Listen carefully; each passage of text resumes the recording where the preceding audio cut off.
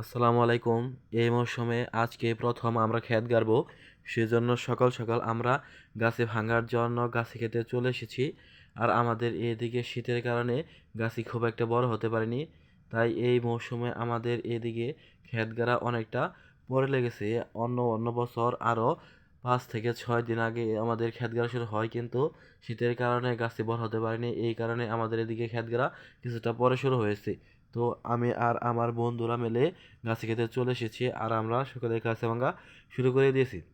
বন্ধুরা সবাই মিলে একসাথে গাছে ভাঙলে অনেকটা আনন্দ হয়, আবার কাজও দ্রুত করা যায়।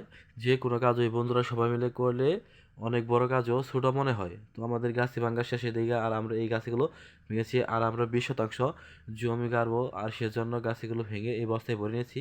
তারপর গাছে ভাঙা শেষে আমরা ক্ষেতের দিকে রওনা দিলাম।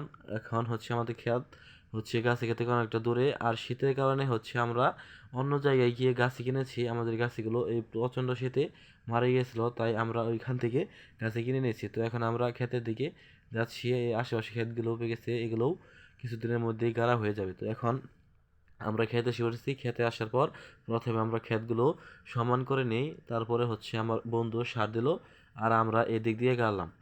তো সার দেওয়ার পরে আমরা জমিতে বর্ডার টানিয়ে নিই। প্রথমে আমাদের এদিকে এখন বর্ডার দিয়ে গাড়া হয়, আগে লাইন দিয়ে গাড়া হতো।